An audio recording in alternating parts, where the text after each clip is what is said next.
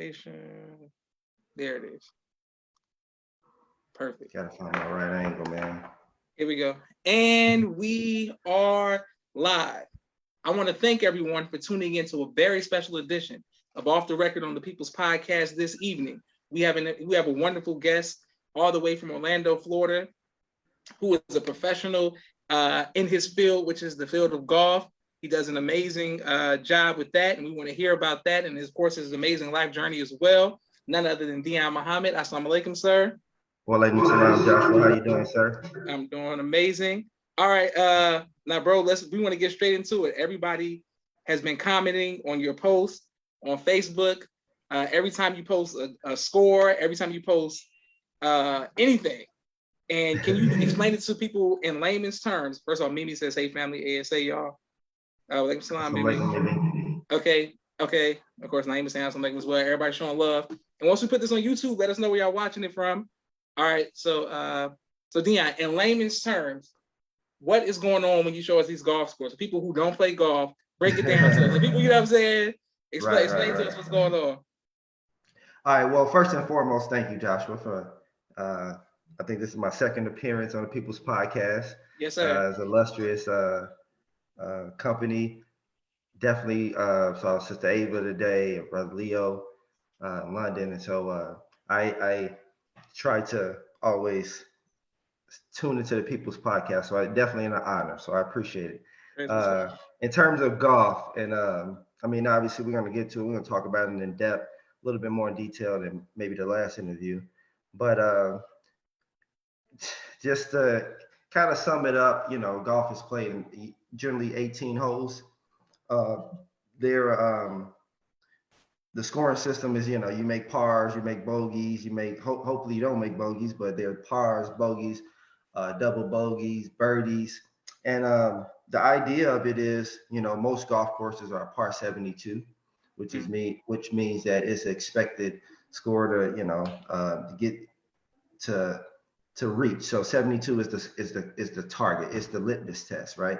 So for professional golf, how far you are under par indicates how skilled you are as a golfer. So you might see a golf tournament of 3 days, 4 days. The guys might be 15 under, 20 under. It's some golf tournaments even par is a good score based off of what the golf course you're playing. So yeah, so the scores that I post is for people who don't know, it's just in relation to par.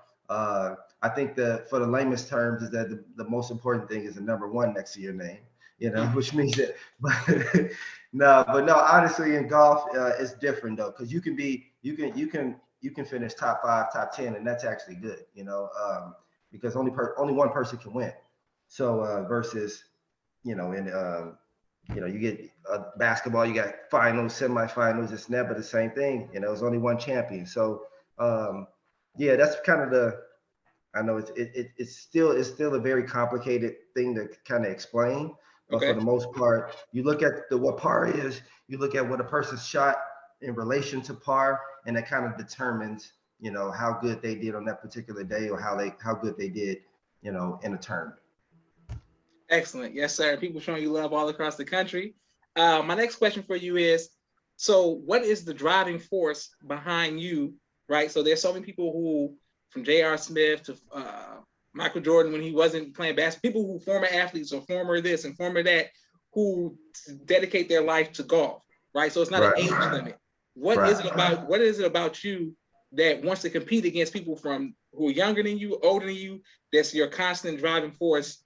That, man, you in it forever. Like, it's like you competing against everybody. What drives you? Yeah. So you mentioned Michael Jordan, right? And Michael Jordan, who's regardless of depending on what circles you sit in, obviously me being from Chicago, I love LeBron, but I still probably get Michael's still a GOAT, right? For most people, Michael's the GOAT, right? Absolutely. Now I think whatever, we'll get into that argument later on. But Michael Jordan said that golf is the hardest game ever, right? It's the hardest sport to conquer, to master. And obviously to go. And like you said, I think everybody's favorite athlete, for the most part, are golfer. They're golf nuts. couple of years ago when I was over with Disney, the NBA bubble, I was able to be just up and close with all the NBA players and coaches and things like that. And they all golf nuts. The thing that drives you with golf is this: it's extremely difficult. It's an unnatural sport. It's an unnatural movement.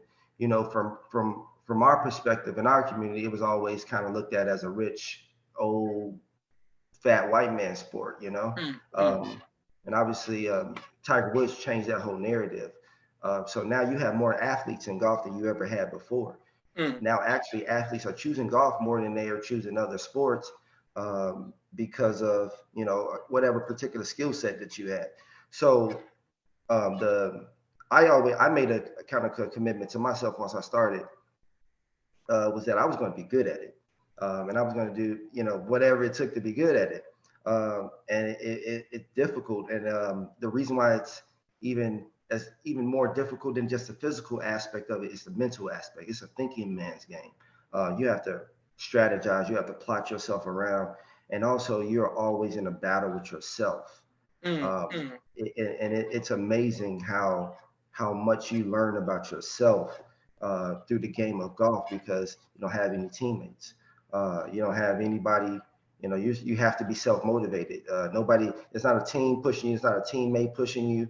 There's not a coach that's pushing you. People have swing coaches, but for the most part, it's you, and it brings so many of your maybe character flaws, whether there's anger, frustration, belief in yourself, confidence, overconfidence, arrogance.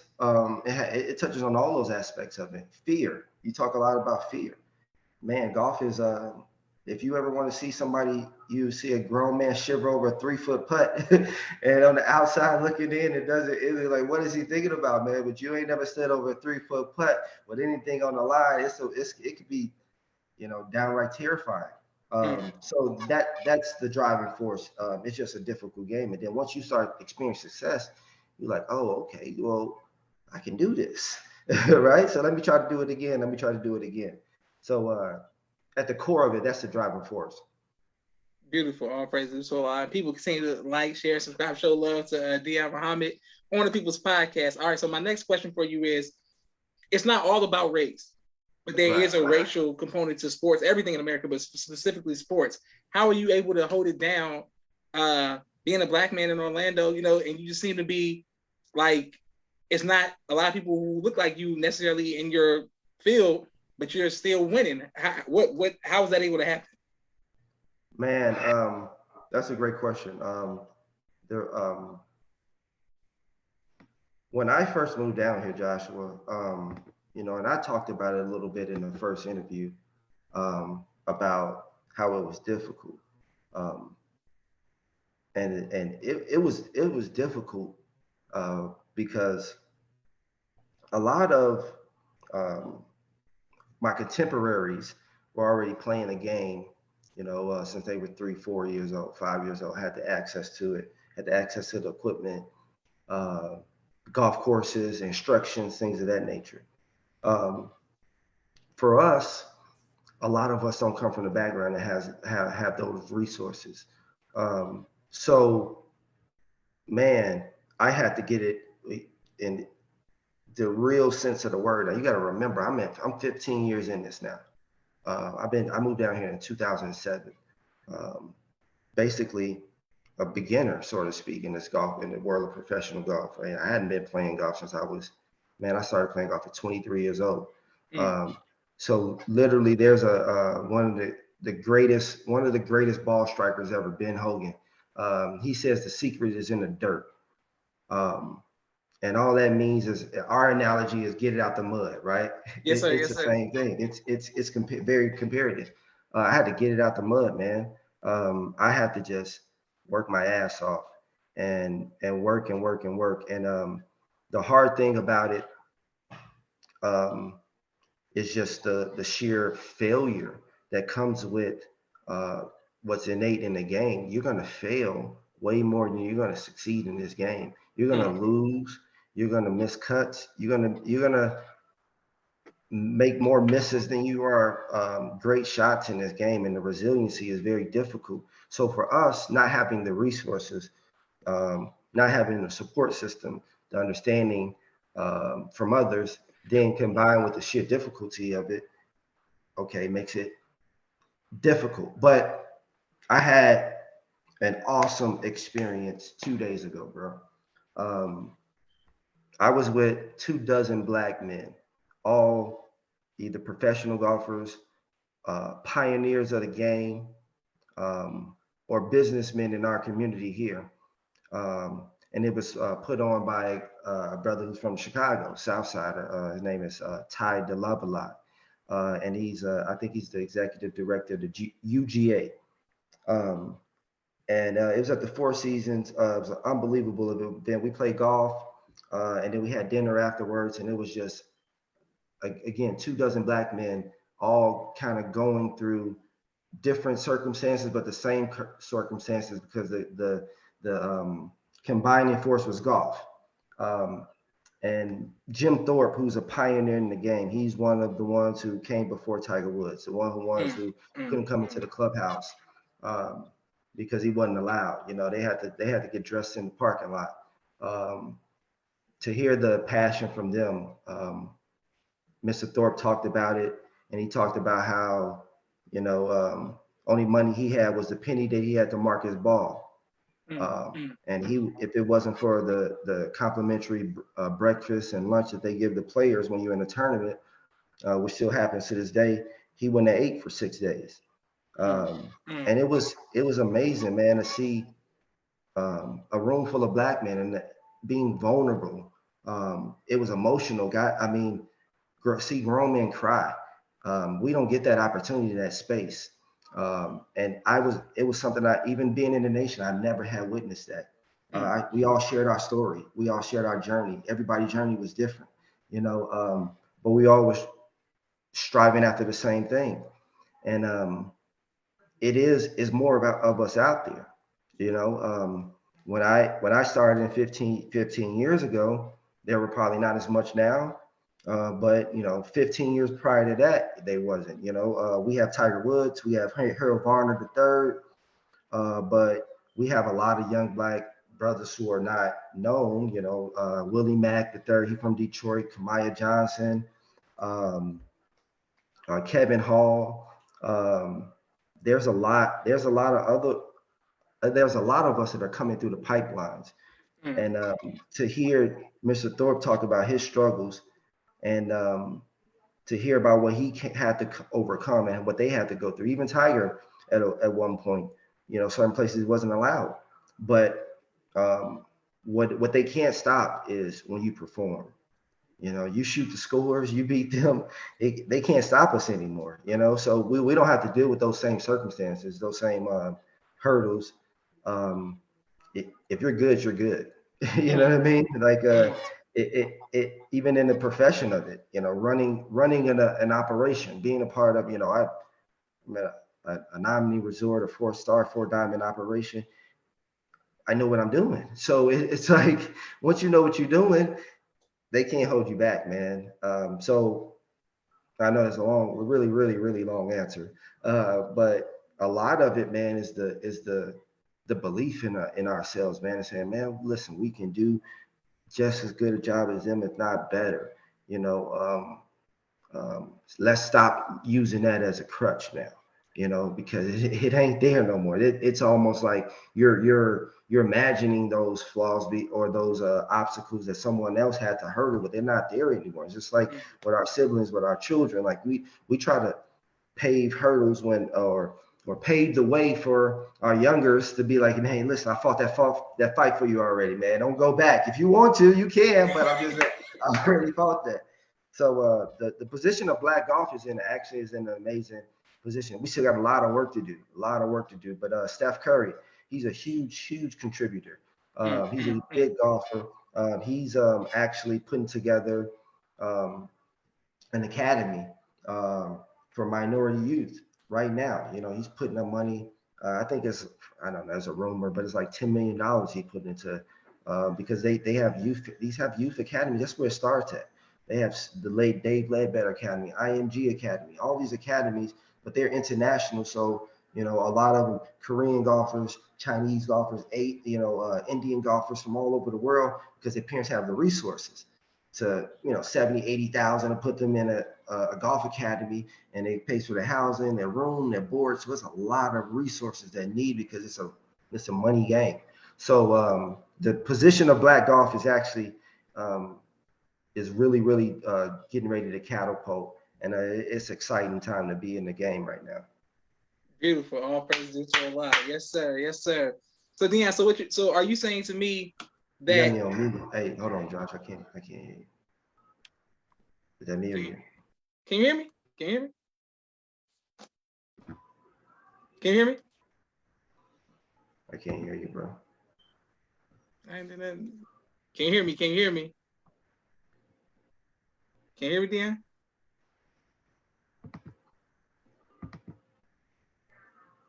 What about now? Can you hear me now, bro? No, Still can't hear me? No, I got nothing.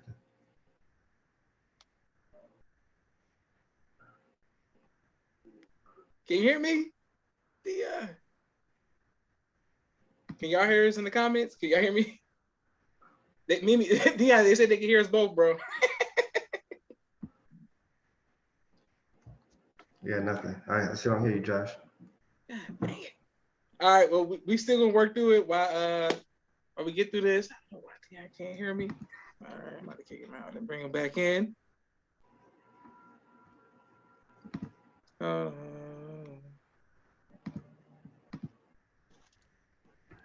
Okay, boom.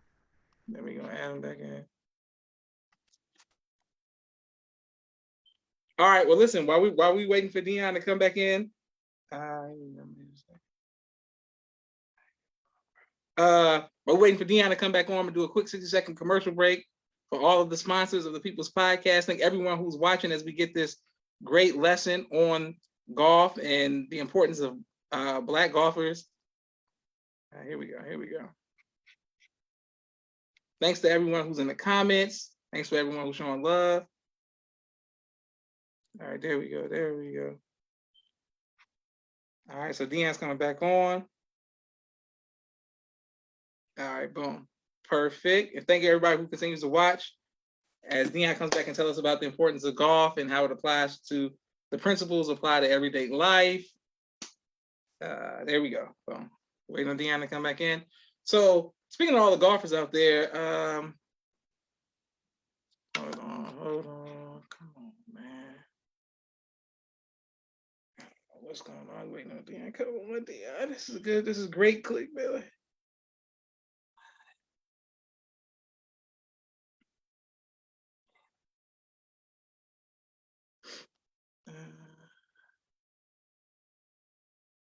Don't see. All right, here we go. Waiting on Dion to come back on. I don't see your name. Also, can y'all? Come on, Dion. Here we go. All right, we're waiting on Dion to come back on People's Podcast, dealing with golf and the importance of black men getting into golf, and he was naming a lot of black golfers, including Michael Jordan and Tiger Woods, who are putting up Steph Curry, who's putting up his finances to put up the resources to get black golfers in at a young age. Hold on. There we go. We're waiting on everybody. He's saying he's waiting on him to get back in. All right, excellent. All right. Well, we're waiting on Dion to come on back in. We're waiting on Dion to come back in. Come on, bro. Are there any people who are in the comments who actually participate in golf? Because there are a lot of things that I've conquered by the grace of God, or I feel like I'm great at or good at in sports, but golf has not been one of my challenges because it's like a full-time thing. So perhaps in the future I will get into golf, but I'm waiting on Dion to assist me with wanting to play golf because right now it's not even top 5 on my list. Okay, Dion said he's trying again.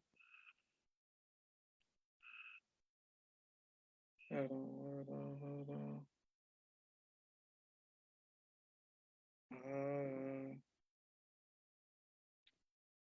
All right, Dan says he's not sure what the issue is. It's not letting him come back on. All right, here we go. Here we go. He come back on. Let's go. All right. Well, wait on Dion to come on back in. Okay. Oh, there he is. Thank you, Akeem. Okay, Akeem said definitely. Akeem, bro, you was missing some of this name stuff he was saying. Mimi likes putt putt. Thank you, Mimi. Well, listen, I like Top Golf too. That's more of a third date place, but yeah, shout out to Top Golf if you're into golf as well. Top Golf and putt putt. There's also a glow in the dark golfing thing if y'all are here in Atlanta, Marla, Georgia. Sugarloaf Mills. With that deals with putt putt. All right, so Dion, we waiting on you. Come on in. Come on back, bro.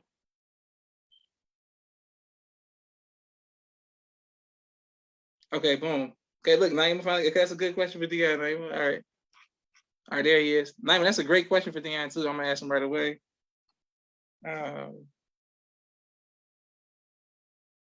Putt check. I don't know what putt check is.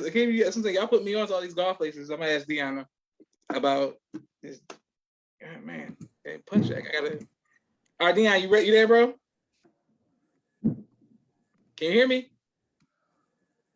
Josh. Can you hear me? Yeah, I hear you. It's all good, bro. Listen, Dion, my sister Naima wants to know. She said, "Can you ask Brother Dion how true it is that all big business deals are done on the golf course?" Okay, so I will add to that. It ain't more so of that the actual deal is like we out on the golf course and I'm about to bring the contract out and have you sign a $50 million deal, right? Again, picking up back to what we talked about how much of how much of the game exposes you, all your flaws and your weaknesses. Again, your temper, your patience, a lot of these things. So what people want to do is bring people out on the golf course to see their temperament, to see their character, to see if they cheat or not, to see if you get wasted on the golf course, to see what your etiquette is like, to see how okay, I'm playing with the regional vice president of my company, and I'm talking about me, and I'm just laughing and giggling, whatever. And then after a while, so I'm not trying to take because he's not very good. I'm good, so I'm not trying to be like, okay, cool. So after a while, I see he wants to see something, So I was like, I'm trying to so I'm like, all right. Well, last thing I want him to do is say, you win in all these golf tournaments. You ain't hit one shot. So I hit this shot. I hit it in the bunker. I hit this shot out of the bunker, from like 235, like at a fairway bunker until green the par 5, and it was like, it was a crowd pleaser. But under those circumstances, it kind of, when you're in that world, it reveals who you are. So now it's just like next day, $10,000 raise. You know what I mean? Like it's stuff like that. So that's what to answer that question, that's what that means. Business was like, yo, he was a great guy. We got along great. I hit a gang of tough, bad shots. He didn't, he helped me out with my grip, this and that. Oh, well, this is the guy I want to go through, or do you play golf? Nah, I don't play golf. All right, well, that might not mean to me the deal won't get done, but if you versus a golfer and he goes out, so that's what that means. That's why a lot of deals get done. Okay, excellent. Maybe he answered your question. My brother-in-law, Keem, says building relationships. Absolutely. Okay. Yeah. All right. Yes, sir. So my next question is, have you ever been put in a position where you had to not show up your boss or whoever was in front of you on the golf course? Like, how you handle that if they're not as good as you? I maybe not so much as like not having to show somebody up. More so is like you're playing with someone and understanding the temperature of the room, right? Mm-hmm. Like, okay, for the most, again, and I don't want anybody to take this as offense because golf is a game that's all about money, right? So most time when I play golf, I'm playing for money. I'm playing for a purse. In 2 weeks, I'm playing in the Florida State Open. It's $100,000 purse. that's what the game is about. It's about money. But understanding the temperature of the room is saying, hey, I'm playing with, I did it the other day when I was telling you about this meeting that we had. I'm playing with a brother who's he's a executive consultant, you know, a brilliant black brother who, you know, he's probably like mid 60s, 67, whatever. He's just kind of starting off. And I never met him. So we get paired together in a group with the Four Seasons. We have, so this setting is not about me, right? It's not about me, how good I did this, I did that. It ain't about me, right? I'm securing myself. So, you know, most of my round of golf is helping him. You know, I had never, you know, most time you get paid for a lesson. You know, I'm giving him the game for free because we were building relationships like Hakeem said. I think it was Hakeem who said, whoever the brother. Yeah. So that's the aspect that that's important. It's like now I'm giving him the jewels and tips and building a relationship with him that's organic. That if I made a had, you know, maybe 10 years ago, 15 years ago, 20 years ago, could have gotten me through a hurdle that I was, you know, experiencing at that time, or a challenge, or, you know, a problem that I was having in my golf swing. So in those situations, you just understand that, man, it's not about me today. It's about me giving it to, you know, enjoying the experience. I'm about to teach him and help him out. And it was beautiful because the insight that I have, he's doing something that he had no idea what he's doing. You know, perception of reality is vastly different. So I'm like, what do you think you're doing? He's like, oh, I'm pulling up on it. Nah, you're not doing nothing like that. Right? Yeah, that's all, you got it all wrong, buddy. But so those are situations where I step outside of myself and say, okay, you know, you're giving, that's the giving of others, you know, giving to others rather. So yeah, that's cool too. Okay, great. So now in 2 weeks, when you're playing for this $100,000 purse, is this something that you tell your friends, your family, people to watch you, or does that make you nervous, or you like to just go by yourself and then post on Facebook later on? Yeah, there's a lot of preparation that go into it, bro. So, you know, I remember you texted me not too long ago, asked me about, you know, like Phil Mickelson, the Live Tour and everything like that. So it's levels to it, right? Like when you're playing in the, you know, NBA finals, you know, you get tickets to the seats, you know what I mean? You're locked in. So, but I ain't on that level yet. So naturally, you know, I'm traveling, I'm in different cities, you know, it might not necessarily be close to home. I'm in a stage where a lot of times it's just keep your head down and just do what you need to do. And, you know, if it so happens to be a nice reward at it, or a result at the end of the day, then we'll share that with others and everything. If not, you know, it happens. It happens probably far more than it doesn't happen. But it doesn't make me nervous at all. The job still has to get done. But sometimes, you know, when you're in certain stages of progression, it's probably best to just keep your head down and not focus on, you know, entertaining others or making sure everybody else, you know, if my daughters come out, I got a 4-year-old, you want to make, you know, it's golf courses are big, you know, you can't be, and it's hot in Florida. So, you know, you don't want to have to be, you're in the heat of battle and you're worrying about if they are okay or something like that. So it depends on the situation. I've had tournaments that I've played where we made a vacation out of it. And then sometimes it's just best to just, you know, keep your head down and go at it like a warrior, you know. Oh, praise Zeus a lot. Okay, great. My next question is dress code. Is it like an Allen Iverson type situation where it's like if you come in with the big stuff, or you have to dress a certain kind of way, or can you bring your own style of flavor, or is that like a sign? Like it's like having a gold tooth, like a gold chain, like, oh, he ain't from here. How do you handle the dress code? Yeah, that's another good question. Like I said, the game is evolving, man. You know, speaking to some other, you know, professionals in the industry,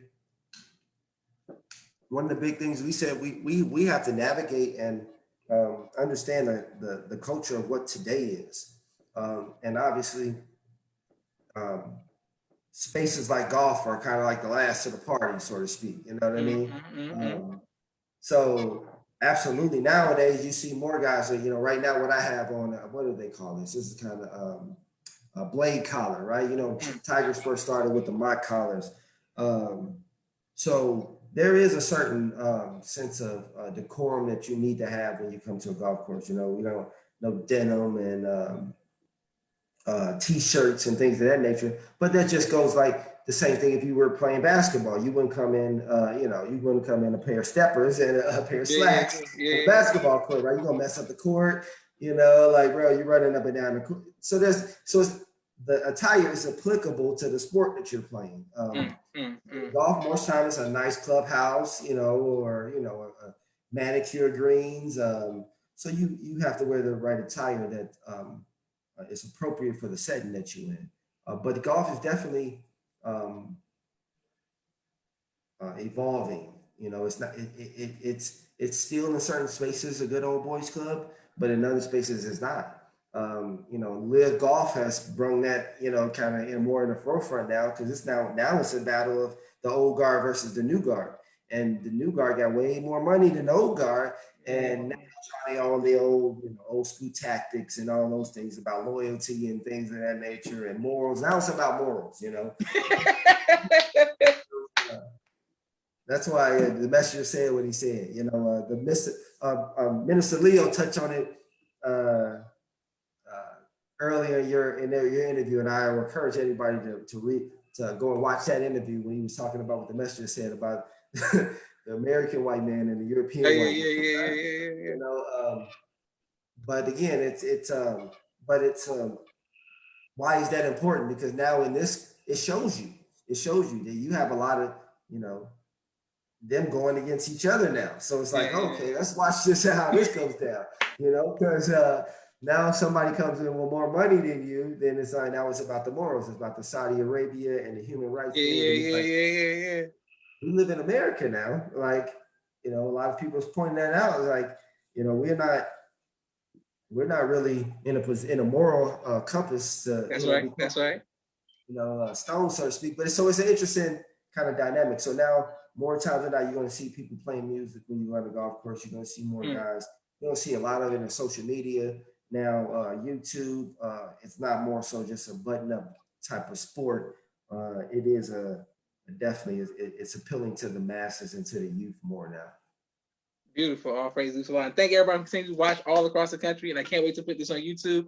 Okay, my next question, Dion, you spoke about your daughter, right? And one of your daughters, and being on the golf course and being a family man.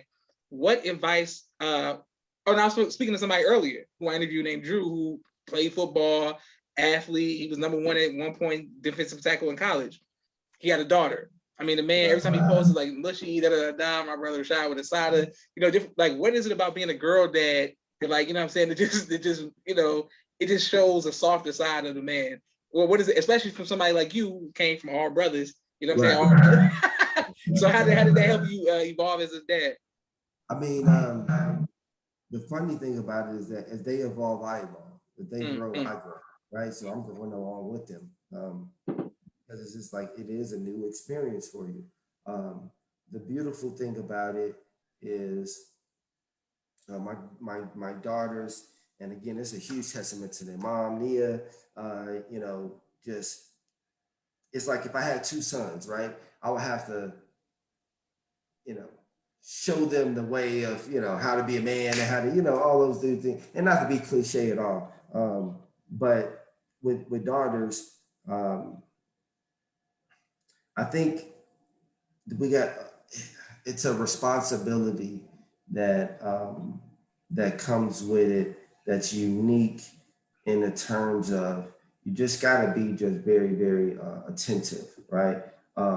And that's what I'm doing. That girl dad is. I'm just attentive to their needs, the complexity of the two, the differences of them, and it helps me when you talk about the softer side of us. It just helps regulate that aspect of it because, okay, like my nephew, my brother of mine has a son, Amir, right?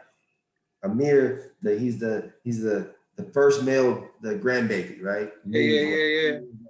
So Amir's here in Orlando playing with the daughters, and I rough Amir up.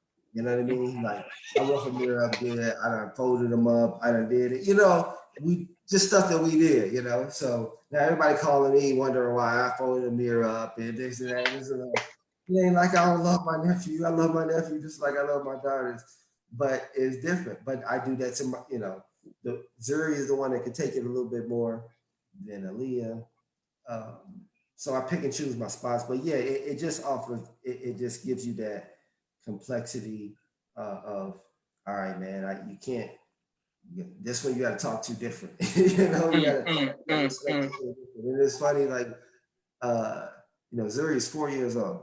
I say, Zuri, you hungry? She says, yeah. I said, what do you want? She said, I'll take a salad, right? 4 years old. All right, she gets salad, uh, tomatoes, the cucumbers, the green peppers, and everything. She loves it, right? What do you want to drink? I'll have some water, right?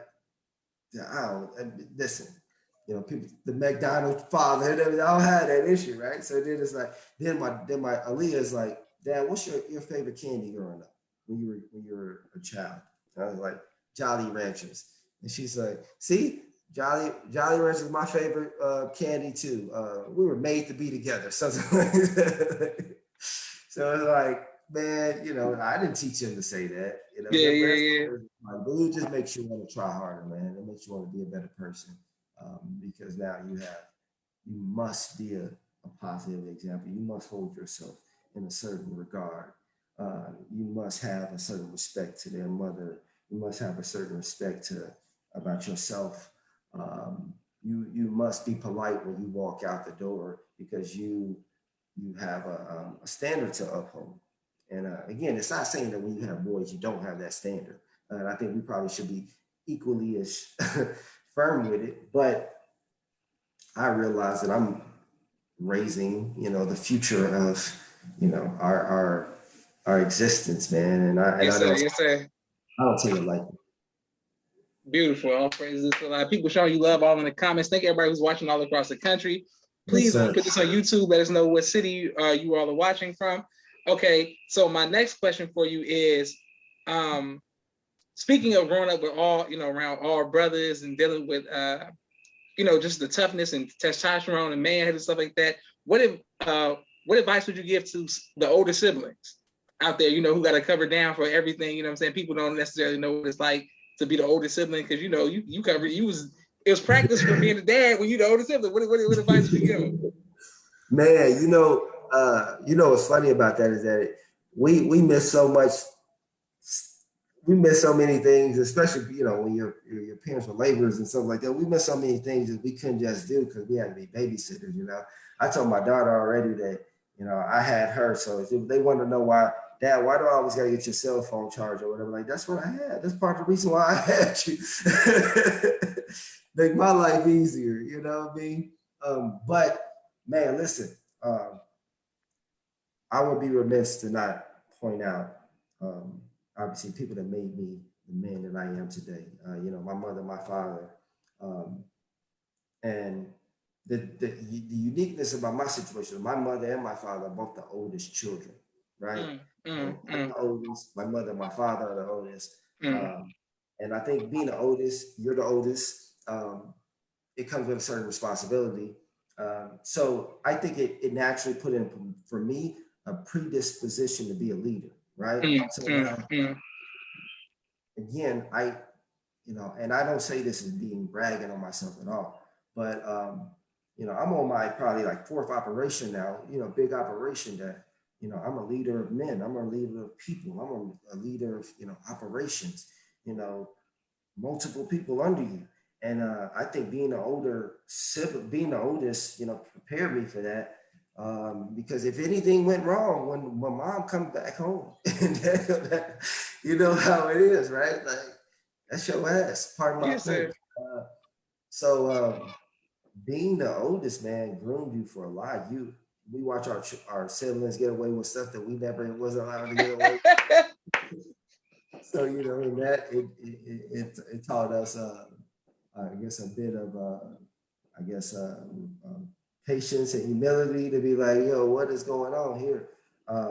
But I think being the oldest is like something that I wouldn't change for the world. I was able to pave the way for my younger brothers, um, and to at least show them, even if it's what not to do.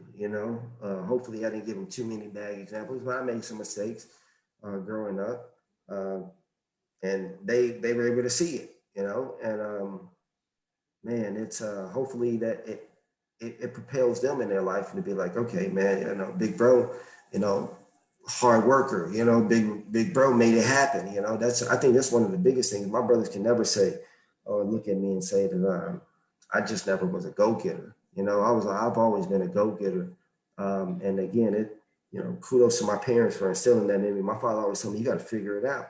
You know what I mean? Like, regardless of what happens, man, you got to figure it out, son, because it's on you. But nobody else. So I think that has been a huge just addition, or a feather under my cap that's going to probably propel me for the rest of my life. All praise to Allah. Now there are a lot of rumors from Hillcrest, Hazelcrest, and just the whole south suburbs that said the reason that you moved to Orlando is because you kept getting crossed over by me in basketball. You realized, basketball, football, that wasn't gonna be it. So you had to come up with another sport that you can get a head start on me. I said, all right, yes, sir, we're gonna accept that. Right. I always ask people what their favorite album is, but for you, we're going to go a different direction because it's your second interview. What's your favorite movie of all time, Dion? Man, love that question. Favorite movie of all time. I am a Godfather aficionado. Every time the Godfather on, I look at it like it's the first time I've ever seen it. I got it, obviously 1 and 2 are classics. There's a lot of debate about number 3. I don't know why. I like 3. I know everybody hates 3. I like 3. I know. I feel like, at the end of the day, 3 has its, it has its moments. I understand the quirkiness of the cousin and, in love with the girl. But the story behind that. It was supposed to be Winona Ryder, and I believe something. Winona Ryder is always getting in some type of issues. I think that was the issue with that. So it ends up being Coppola's daughter who plays that role. But anyway, my favorite movie is The Godfather. Man, why is it my favorite movie? I think it has so many jewels in it, man. Like, there's so many. If you're a made man in any aspect of your life, you can draw parallels to The Godfather, and the jewels that are there, and the lessons that are there, good and bad. And they're very much applicable to, art imitates life, right? So man, there's a lot of principles in there, man, that I use for leadership, that I use just in my everyday life, man. So that's my favorite movie. I don't watch a lot of TV. Most of the TV that I watch is sports. I don't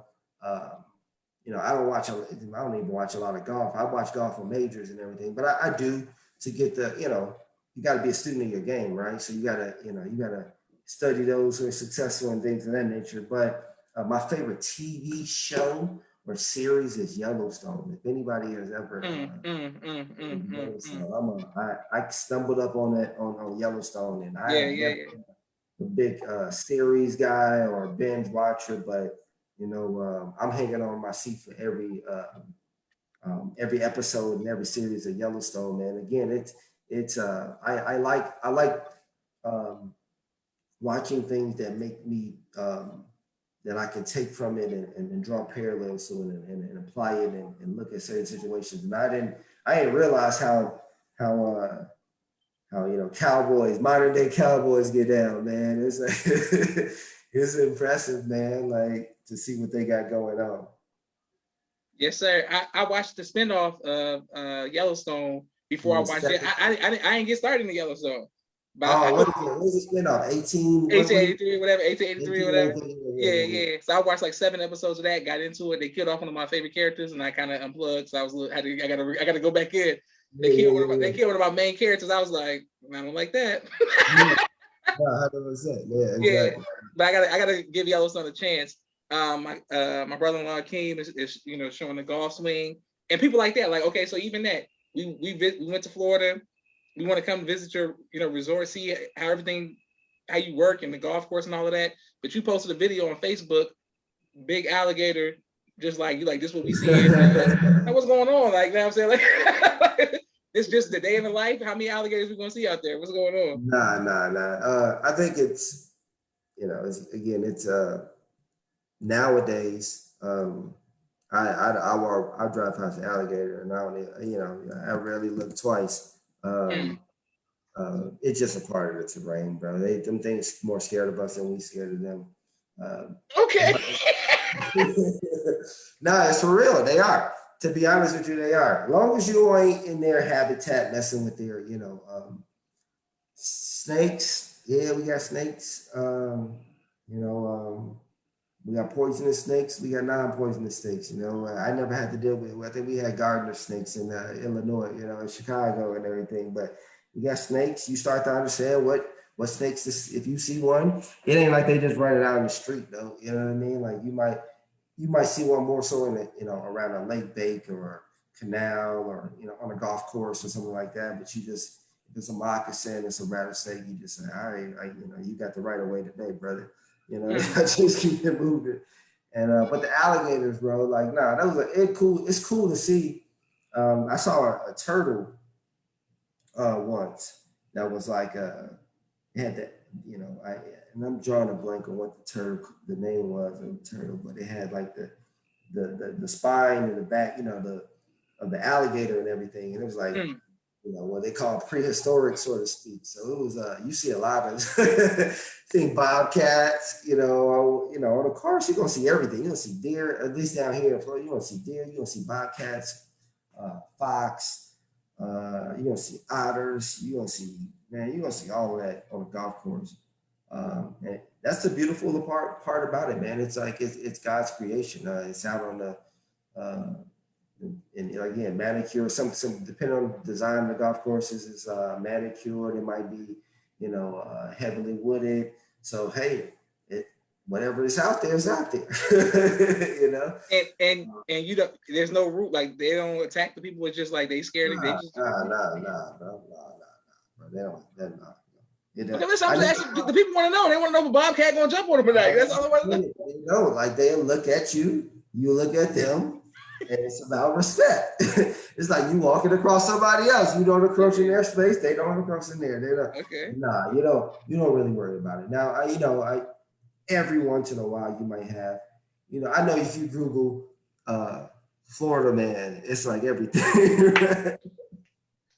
I think a guy. I mean, yeah, gators be snatching up people's puppies.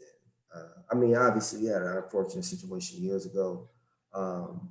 With a young boy. It's probably like 5 minutes from my house at Disney World at one of the resorts here. But again, it was 10 o'clock at night there on the beach out in the, in the back, and, it's open water. So a gator is wherever there's a rule in Florida, wherever there's a body of water, there's probably a gator there, especially as a natural body of water. So, I would not try to remember the young boy's name, but the gator grabbed the boy, and it was a tragic situation. But those are oddities. And again, back to culturally, some of us have different dispositions than others. So I ain't about to have my daughter out there on the edge of the coast of the beach at 10 o'clock at night, where you can't see. So other than that, rest assured. I got videos that I've seen. I got a video I'm feeding a deer out of my bare hands, man. It was like, I don't know who domesticated that deer. Probably wasn't the best for that deer, but it's a beautiful thing. Beautiful. All praise to Allah, and thank everybody for who continues to like, share, subscribe to People's Podcast. My next question is for you, Dion. How can we support you you want people to just how can we support you, people from all across the country who you inspire? I don't know another Muhammad period, who I know a lot of golfers who Muhammad's doing it on your level. How can we show support? Is it like just like your pictures, share your videos? Like how can we show support to one of us? The encouragement, man, a lot of times means everything. It comes a point in life where you got to get it on your own, you know. But being, man, I can tell you, going through this journey, you know, I'm nowhere near where I want to be, right? Like there's so many other. I haven't peaked yet as a golfer. Right? Yes, sir. Yes, sir. There's a lot of room that I got that I, you know, before I say, yeah, you know, I peaked. That was my greatest. Right now, I'm playing the best golf of my life. Right, I'm playing the best golf of my life, best golf of my career. I'm reaping the benefits of it, and I can tell you, man, it's easy when you see the results to be like, yo, yeah, man, great job, you know. I can tell you, and this is not to really be critical of anybody, but there's a lot of times, man, when nobody, let me not say nobody, but very few people believed in my journey. You know, I was a barber and I was making good money, and I, had somewhat of a career aspirations on my hand, and I thrust myself into this position by choice.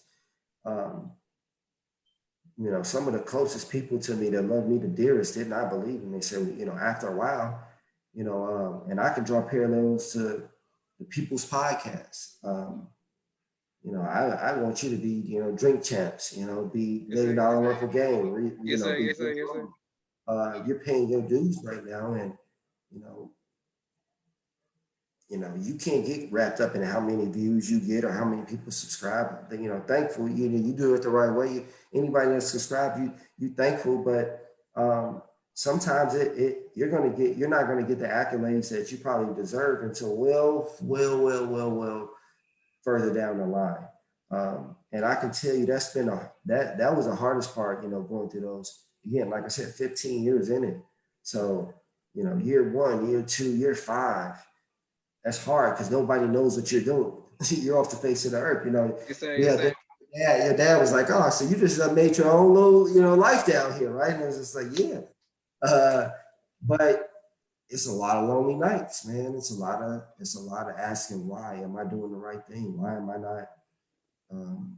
not succeeding? Why I'm putting my all into this. I'm working my ass off. I'm grinding. I'm doing all the prerequisites that everybody told me to take to succeed, and I'm not getting anything out of it.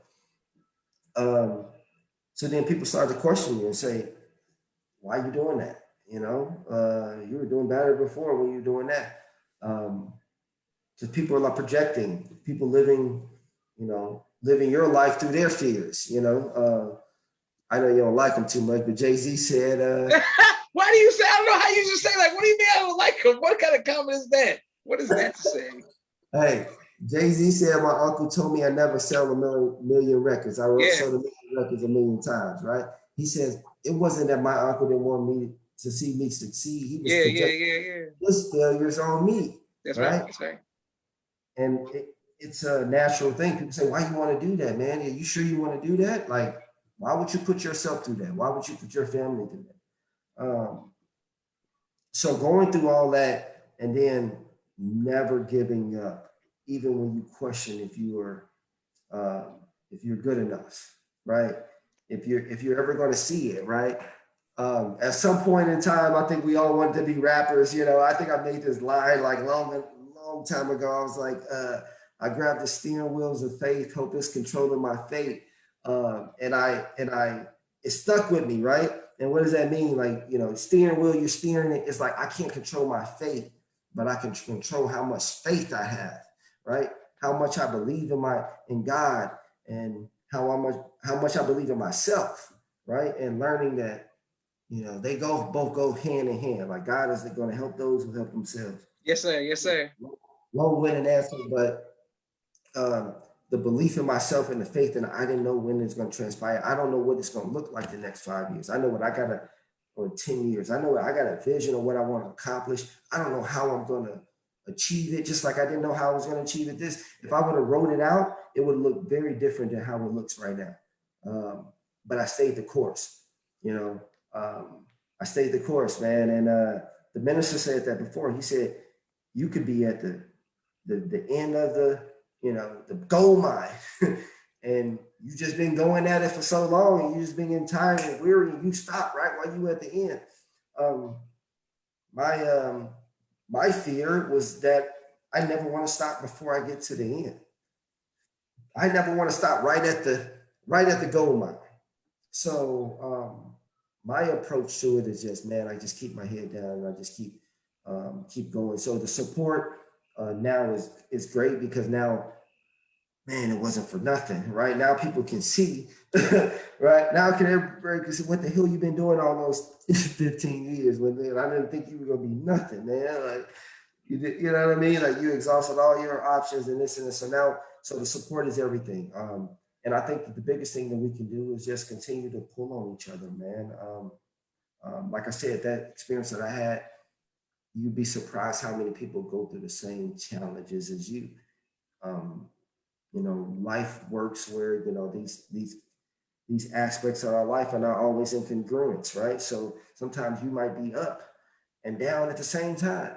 You might have your highest highs and lowest lows at the same freaking time. I'm not a serial social media poster, Yeah, I when I do something great, yeah, I might just randomly post something, but it's just good to have the just encouragement and enthusiasm to let everybody know, because somewhere down the line somebody else does something.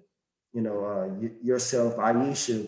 I'm sorry, I don't know their holy names now. Brother Melvin and Sister Michelle. But I had a conversation with, I don't know. I'm sorry. So I had a conversation with her, years back about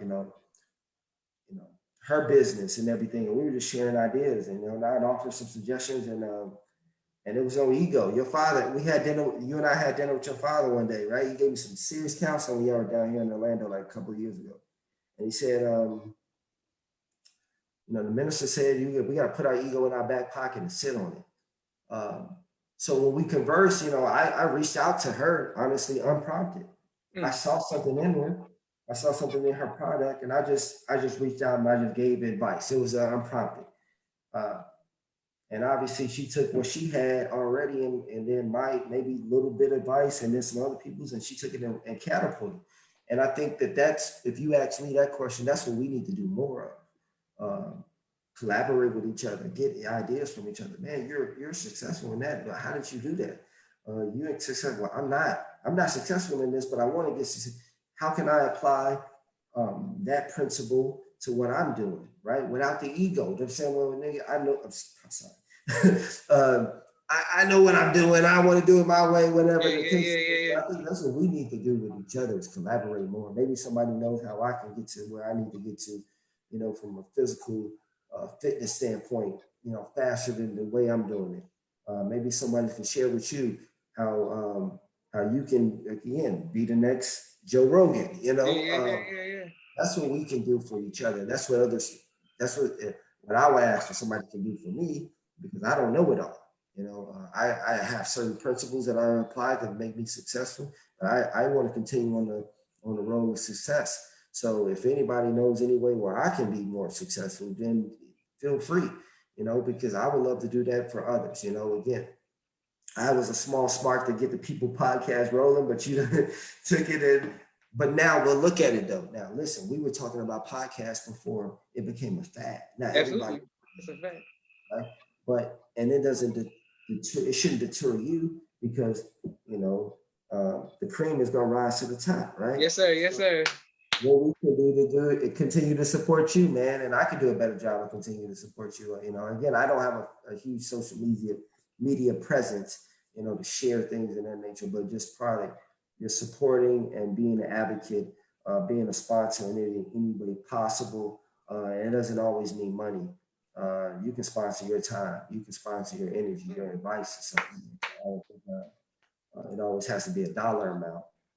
Again, no, it's a long-winded answer to the question, but that's how we, those can support, myself and my efforts and others in their efforts. Just be there, be the pom-poms, be the cheerleader sometimes, man.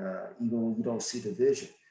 I had a conversation with my assistant, just really, I think it was today? Yeah, yesterday, about I appreciate her perspective because she kind of the devil's advocate in the room, right? She's going to tell you like, okay, have we looked at it from, but I said, sometimes when you always the devil advocate, you can come off as being pessimistic, right? Mm-hmm. Sometimes when we're always looking for somebody's flaws, or we're always looking for why it won't work or why you shouldn't do that.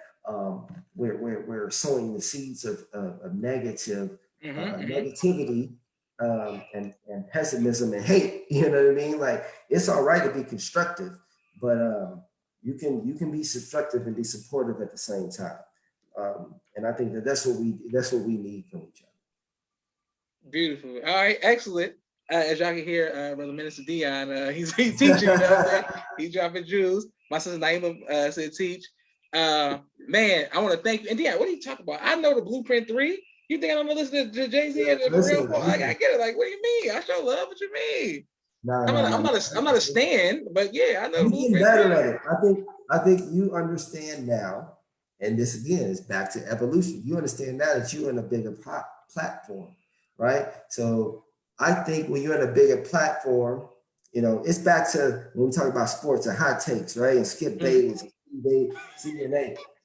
They find themselves at more. Like, I get it, man. They making a lot of money. They're face of, the franchise or whatever. But sometimes I feel like they find themselves in more confrontations than they need to be because they make it personal. You know what I mean? Like, don't make it personal, man. It's good to be. They definitely made it personal. They definitely make it personal every day against Kyrie and Westbrook. My God.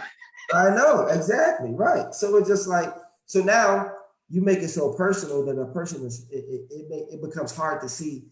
You're not subjective anymore, right? You have an agenda, so to speak, But yeah, you can't love Beyonce. That's my wife. I mean, you want me to love the man who's trying to take my wife away? Like, that don't even make sense. You want me to love the man who want to take my wife away? What is that? How does that make sense? Like, that don't even. No, it's not going like that. No. So I want to ask you a question, though. Okay. What do you think in the landscape of,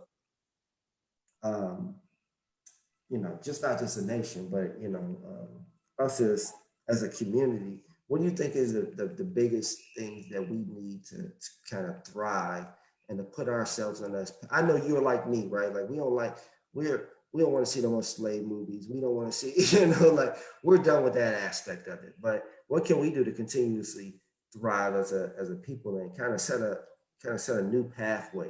We're into different aspects there, like you just said. You in the media aspect of it. Obviously, there's countless others who are in different avenues. Me in a different avenue that we never would have saw possible or saw that we would even been interested in. Yesteryear. So what do you think that we should do or need to do to mobilize and move in a stronger position? Yes, sir. Thank you, Dan, for your great question. I think that it would be for me, shine in your own right. Just focus on yourself. It sounds crazy, but I spent, like how you said, 15 years me trying to help other people. And it's like, man, I'm more effective when I'm just like, nope, I'm gonna do this, and more people come and be like, man, bro, now that you've been doing this, I inspired you more by me just leaving y'all alone. Oh yeah, so more individual excellence and pursuit of excellence can inspire more people, as opposed to all of us being, it's like, nah, I can't. Oh, you want a Jigga quote? You love Jigga, you love Jay-Z so much. I can't help the poor if I'm one of them, so I get rich. All right, that's a real win. You know what I'm saying? So it's just like, the answer is individual success, but with the focus on inspiring and helping others. But you gotta get it yourself, because the moment I don't care. What I've seen, all the great help I try to do in this one, when you was down, I called, I was there, this and that. At the end of the day, gonna be like, yeah, but you ain't got this, right? You ain't got that, and you not that. Damn. All right. Yeah. I understand. So let me get boo, and then we had now the conversation looks different from me on this side of it versus how I used to be when I was right there with you. You know what I'm saying? So all right, so let me go over here, and then all right, and that's how I feel. No, I couldn't answer that better because I think that that's for years, man, for years. Just I think, I mean, obviously, you never know how an interview gonna go. You know, it kind of, luckily, you know, it takes its own course. But um, for years, you know, my father had a health food store, right? Your produce market. Of course. Just right off of 63rd and Cottage Grove. And, you know, growing up, it was, you know, you don't see the big picture. And then, you know, I became an adult and I talked to my father, you know, they eventually closed the store down.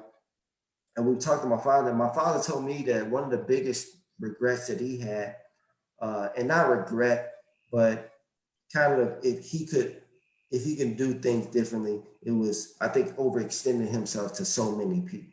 Because at the end of the day, you know, my father was such a kind, not say was, like he's not here anymore. He is, and during that time, he was, you know, such a kind, giving person, that a lot of times he would give at the expense of maybe himself or his family. And I think when life presents us certain challenges and you might not have it in abundance, you look back and you just say, man, I gave despite of myself. And even from the community aspect of it, you know, maybe the first store, and it's not being critical. This is what we have. This is the benefit. Because my father was more successful than me. I'm 38 years old. My father had more, you know, houses, cars, businesses at a younger age than I did. You know, so definitely not to be. But this is us evolving and examining what we have in front of us, the data. So we're gonna do another produce market, you know, family run business. We do more of those, right? Yeah, we're gonna definitely do those when it's the right time. But what can we learn from the first one, you know, version one of it? Maybe it wasn't in the right location initially. You know, maybe at that time in the 90s, it's in Hyde Park, and where the people are more successful to the health aspect of it and the juicing and all those things. And then maybe you expand. Now your second store is on 63rd, and then your third store is on 79th, and then right. So to your point,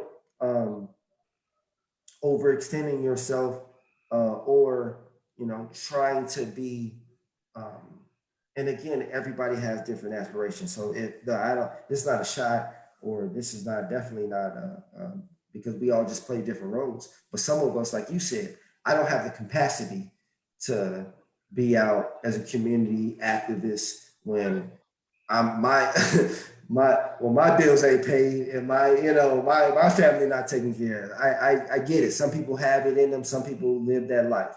It ain't for me. I got to make sure that my family's secure, myself is secure, and then I can start to help my community. So now I got a platform now to help my community, and that's what I'm trying to do, right? But I had to build that up first. I had to get myself into this position where I could, offer others opportunities. Anyway, if we can start to look at that as a measure approach and saying, hey, it's not just about, we want to do for self, but also we want to have the longevity, right? And the biggest way to have the longevity is to get it right the first time, or to try to study and be a student of the game, and to take our lumps and bruises, on the ground level before we get, up on the next level. Absolutely. So I think I think that's a beautiful aspect. I think you're right. We got to just focus on being our best self, our better self, right? How can I be my better self? And I can project mental health. I'm secure myself to be vulnerable. Sometimes we don't allow ourselves to be vulnerable. Sometimes we don't allow ourselves to be receptive to criticism. Sometimes we feel like, you know, every time somebody comes at us with something that we don't hear, it's a knock, or if somebody don't agree with our position, we can't be brothers, we can't be friends. I think the more we break away from that, the stronger we can become, bro. Beautiful. All praises to God. Hold up, but yeah, you gotta say that again. So you're saying you and your family, y'all want to do your produce market again? Man, so listen. So we had a conversation again. Not that I don't want to let on my idea too much, but we have an idea, and we want to start a wellness center, right? Which is not just your produce market, but just overall wellness, right? Yes, sir. Yes, So sir. like, again, mental health aspect, yoga, a lot of things that go into physical fitness. A lot of things that go into wellness now. We know a lot more now. We know how to expand our horizons other than just doing martial arts and Yeah. right. So like we can again, there's a lot of different aspects to wellness that appeal to a lot of different aspects of it. Right. We have more people who are in line with 1 meal a day, 1 meal every 3 days, the vegan lifestyle. And again, back in those days, this was like a new concept, right? He would, your produce market was a Whole Foods before the Whole Foods, right? That's a fact. That's a fact. It was, right? It was before its time. And the fortunate and unfortunate, it didn't continue. It couldn't set the market. And, obviously Pops with it, Brother Aaron, obviously, I don't want to leave him out because it's part of his vision as well. Brother Aaron and my father, again, they would probably have been multi millionaires if, in that concept, but it's all good.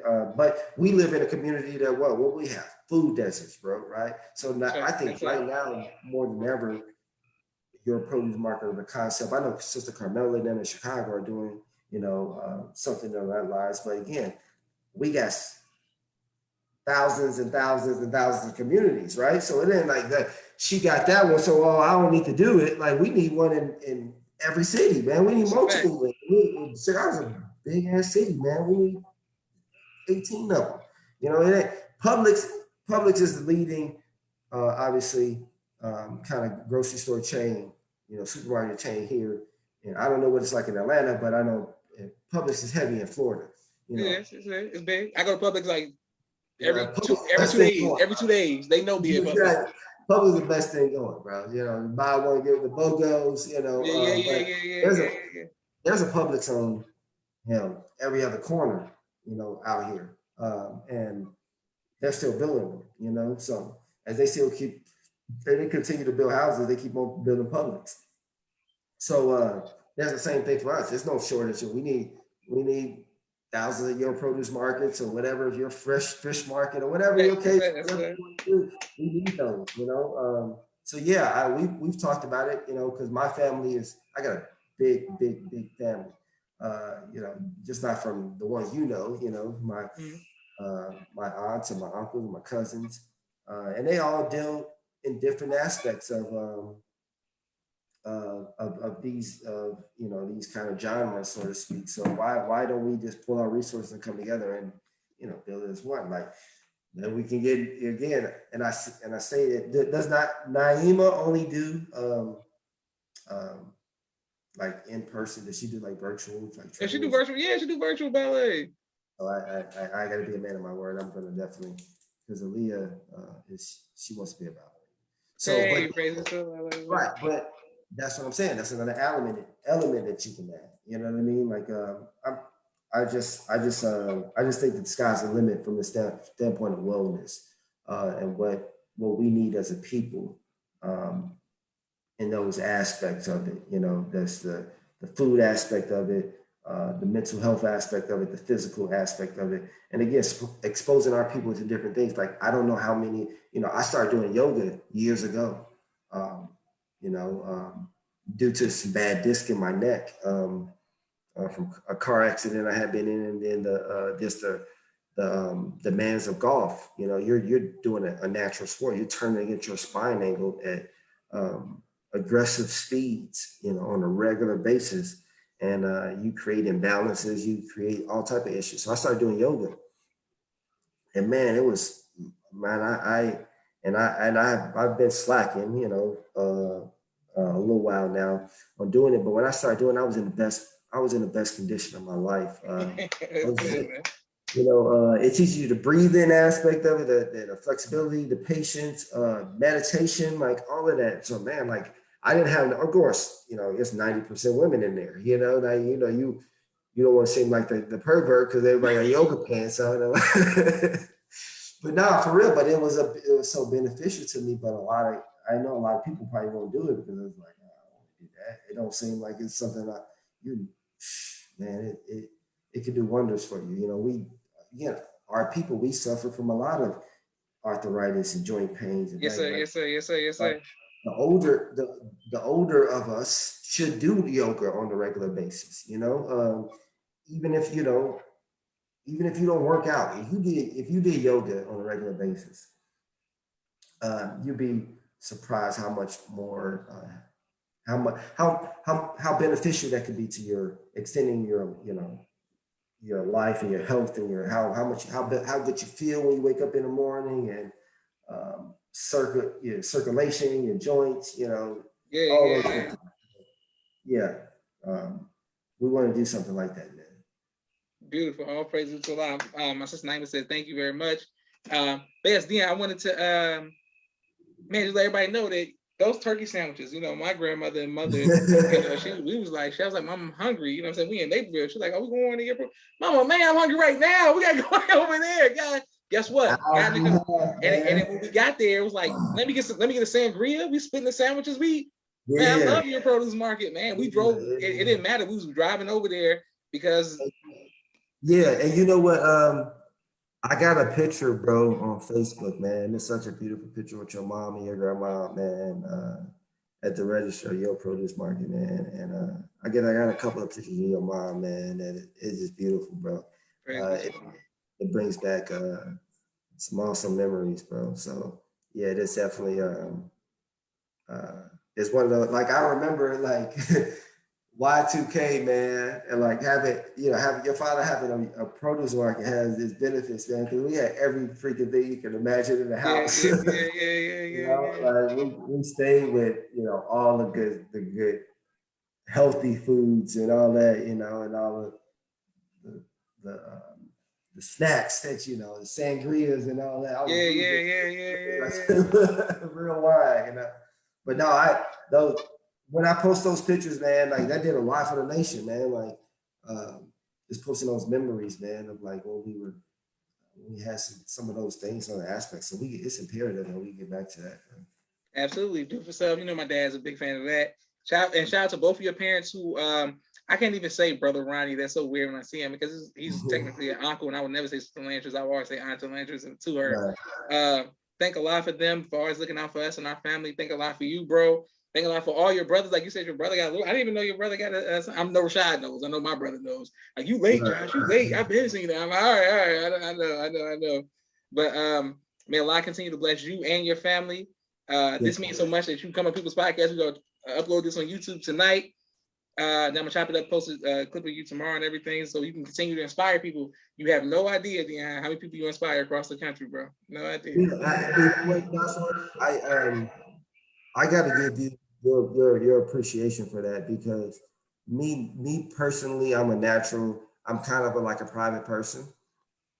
And, you and I, we talk, and the best thing about our friendship is that we might not talk every day, but every time we talk, it's like we never left, Yeah, I know what it is.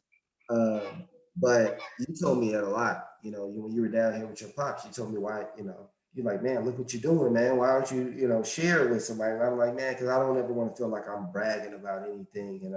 And I also feel like I'm always so in a mode to, want more, that I feel like what I'm doing is not really that big of a deal. Like I won a couple of tournaments, I beat a couple of guys, I want the next step. But yeah, I understand that concept, and I hope that it never comes off as me being arrogant or boastful or anything like that. But any way possible I can inspire the next person that's going to be greater than me. better than me, or whatever the case is.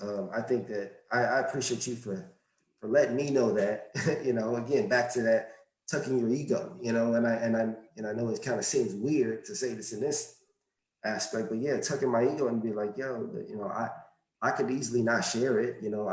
I've had other events where I play well at, or I have other, and they're like, yeah, should I do this? Should I, but it's just like, man, but even for me why should I work this hard to not share it with, you know what I mean? And just to keep it to myself. And maybe it will inspire somebody to say, hey man, he's been at it for this long, and maybe I'm not going to give up on doing mine. Maybe I want to graduate and get my master's, man, but it's been 19 years. Like everybody got a different, everybody's journey is different. It requires different times.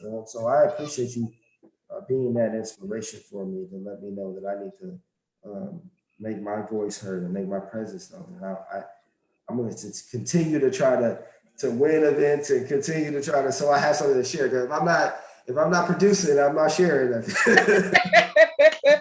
I understand. Beautiful. Well, I appreciate it. And I wish that, no, I don't wish, I know that if you stay the course, the People Podcast, again, it's going to be, it's going to be, on the platform of all these other ones that we all see. But we just got to follow this formula. You got to stay the course. Jalen Rose said, it takes courage to be happy. It takes courage to be, a trendsetter. It takes courage to be, successful, man. And I think that's a huge point that people should never forget. It takes courage, to step out and say, man, I'm gonna do this even when people laugh at me. Yeah. You know what I mean? People say, man, you silly, man. Everybody's doing that now. No, nobody's doing that now. Whatever the case is, man, it takes courage, man. It takes conviction. And I just pray that the vision that you have for yourself and your and Naima and Mimi and Rashad, and the vision that all of you have, man, y'all just stay the course, because I believe in y'all just as much as I believe in myself, man. Yeah. We're gonna be victorious in the end, right? All praises to go ahead, teach, Minister Dion. Go ahead, teach now.